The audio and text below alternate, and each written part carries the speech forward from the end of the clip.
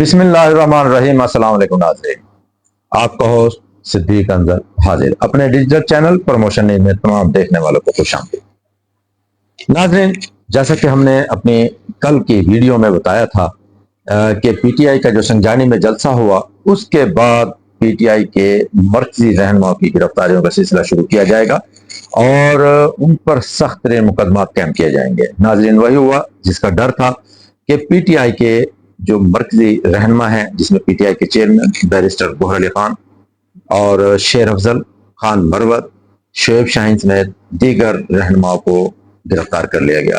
ناظرین، یہ جو گرفتاریاں عمل میں آئی ہیں، ان میں سے اکثر گرفتاریاں پارلیمنٹ سامنے، بالکل سامنے سے، یعنی پارلیمنٹ گیٹ کے بالکل سامنے سے یہ گرفتاریاں عمل میں لائی۔ ناظرین، اس سے پہلے ہم نے نہیں دیکھا اور نہ ہی کوئی ایسی تاریخ ملتی ہے کہ پارلیمنٹ ہاؤس کے بالکل سامنے سے کوئی گرفتاریاں میرنیز کی ایسے ہوئی ہوں۔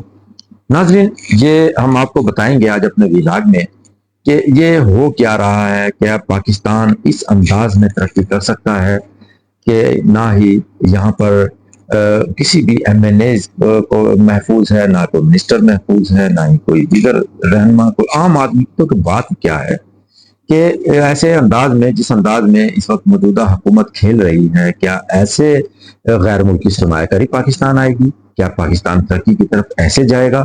کیا پوری کی پوری اس وقت نظر یہ آ رہا ہے حکومت نے پورا فوکس اپنی اپوزیشن کو کیا ہوا ہے اور ان کو مارنے پر پوری طرح تلی ہوئی ہے۔ ایک دن پہلے قانون بنایا جاتا ہے کہ جو شخص بھی 7 بجے کے بعد کوئی 2 گھنٹہ 15 منٹ بھی آگے کرے گا اپنا جلسہ تو اس کو مقدمات قائم ہوں گے۔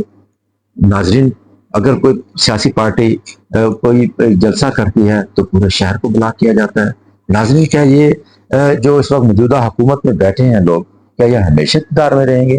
اگر کل عمران خان اور پی ٹی آئی کی پارٹی اقتدار میں آ جاتی ہے اور یہی جو قانون پیپلز پارٹی نے اور اس کے ساتھ مسلم لیگ نون اور اس کی اتحادی جماعتوں نے بنایا، کیا امپلیمنٹ ان پر نہیں ہوگا؟ بالکل ہوگا۔ آج ہم اپنے ویلاگ میں بتائیں گے کہ پاکستان کو کیا یہ ایک سازش کے تحت یہ سب کچھ ہو رہا ہے یا خود بخود ایسے کام آگے کی طرف جا رہا ہے۔ بہرحال، اس سے پہلے کہ ہم اپنا تجزیہ پیش کریں، اپنے جیسے کہ پہلے بھی ہم آپ سے ریکویسٹ کرتے ہیں کہ اگر آپ نے ہمارا ڈیجیٹل چینل پروموشن نیوز کو سبسکرائب نہیں کیا تو پہلے اس کو سبسکرائب کیجیے گا، اور اگر ہماری ویڈیو پسند آئے تو پہلے اس کو لائک بھی کیجیے گا۔ ناظرین، پارلیمنٹ کے بالکل سامنے سے بیرسٹر گوہر علی خان، جو پی ٹی آئی کے چیئرمین ہیں اور ایک بڑی سیاسی پارٹی کے وہ اس وقت چیئرمین ہیں، عمران خان کے بعد ان کو چیئرمین منتخب کیا گیا، ان کو بھی گرفتار کر لیا گیا۔ ناظرین، اس کے ساتھ ساتھ شیر افضل مروت کو ایسے ہی زبردستی پولیس فورس آئی اور ان کو پکڑ کر گاڑی میں ڈالا اور وہ اسے انہیں لے گئے۔ ساتھ شعیب شاہین کو گھر کے باہر سے گرفتار کیا گیا، اور شعیب شاہین جو سابقہ دور میں وہ بار ایسوسیشن کے پریزیڈنٹ بھی رہے ہیں اور اس کے ساتھ ساتھ وہ سپریم کورٹ کے لائر بھی ہیں، یہ تینوں سپریم کورٹ کے لائر ہیں۔ ناظرین، کے ساتھ ایسا سلوک کیا گیا اور کام ان کے اوپر مقدمات جو دائر کیے گئے ناظرین وہ یہ تھے کہ ان لوگوں نے جو این او سی دیا گیا جلسے کے لیے اس کے خلاف ورزی کی۔ ناظرین، یہ سیاسی جلسہ اگر اس کی اجازت دے ہی دی تھی، گورنمنٹ نے ایک بڑا بل کر ہی لیا تھا تو ایسے نہیں کرنا چاہیے تھا، اور ان کو جو پارلیمنٹ کے باہر وہ نکل رہے تھے اجلاس میں شرکت کے بعد قومی اسمبلی کے اجلاس سے، تو ان کو اس انداز سے گرفتار کیا گیا جیسے وہ بہت بڑے کوئی ڈاکو ہیں، انہوں نے پاکستان پر حملہ کیا یا پاکستان کے خلاف بہت بڑی کوئی سازش رچائی ہے۔ اس انداز سے انہیں گرفتار کیا اور گرفتار کر کے جیل کی سلاخوں کے پیچھے ڈال دیا گیا۔ ناظرین، جو یہ تمام جو اقدامات ہیں، اسے کوئی بھی سیاسی رہنما، کوئی بھی پولیٹیکل پرسن، بالخصوص اگر ہم کہیں کہ آصف علی زرداری جو پاکستان پیپلز پارٹی کے مرکزی رہنما ہیں، سربراہ ہیں، انہیں شاید معلوم نہیں کیسے یہ اچھا لگ رہا ہوگا، پیپلز پارٹی کو کیسے اچھا لگ رہا ہوگا کہ سیاسی جب ایک طرف عوامی یعنی کہ جمہوری حکومتیں قائم ہیں، جمہوری حکومت اگر اسے کہا جائے، تو ان کے ہوتے ہوئے یہ کام ہو رہا ہے۔ پاکستان کی مسلم لیگ نون میں بھی ایسے افراد بیٹھے ہیں جو واقعی عوامی نمائندے جنہیں کہا جا سکتا ہے، وہ ہمیشہ منتخب ہوتے ہیں، عوام پر ان کا اعتماد ہوتا ہے، ان کے دور میں ایسا کام ہوا ہے۔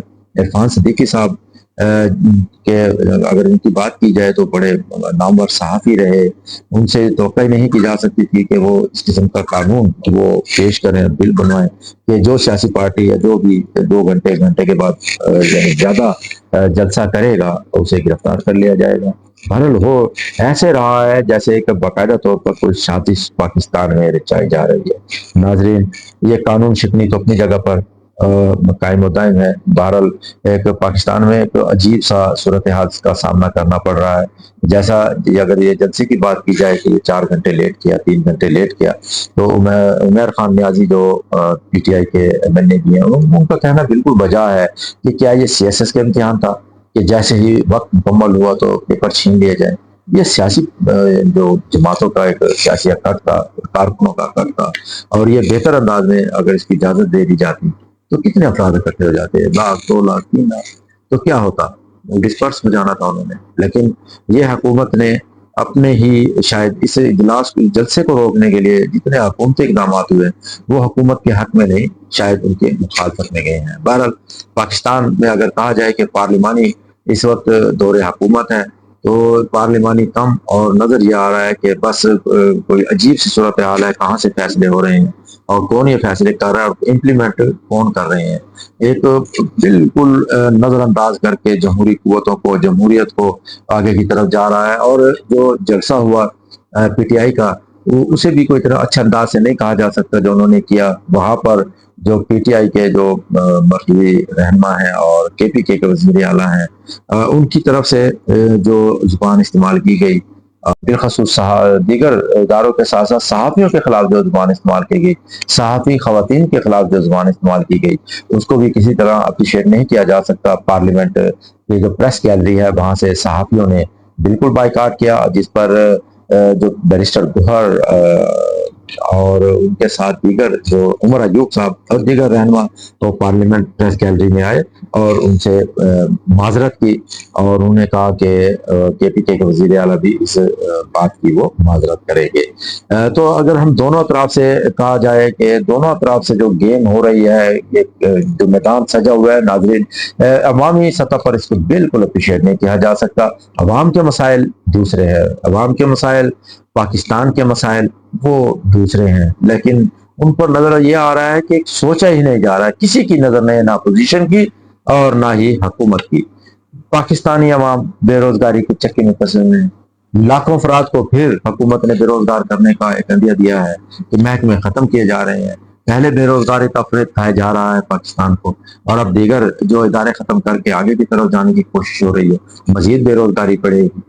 جو یونیورسٹیوں سے، جو کالجز سے، جو ڈاکٹر، انجینئر، ماسٹر اور پی ایچ ڈی اور ایم فل جو باہر آ رہے ہیں، ان کے لیے کیا حکومت کے پاس روزگار کے مواقع ہیں؟ بالکل نہیں ہے۔ وہ باہر جا بھی سکتے نہیں ہیں کیونکہ تمام افراد کے پاس تو اتنی رقم ہی نہیں ہوتی کہ وہ غیر ملک میں جا کر اپنے روزگار تلاش کرے۔ ناظرین، حکومت کو اس حوالے سے سوچنا ہوگا، صاحب اقتدار کو اس حوالے سے سوچنا ہوگا، تمام مقتدر حکومتوں کو اس حوالے سے سوچنا ہوگا، ورنہ انقلاب، اور پھر جب عوامی انقلاب آتا ہے تو اسے کوئی روک نہیں سکتا۔ اپنے ہوسٹ صدیق انصر کو اجازت دیجیے گا۔ اللہ حافظ۔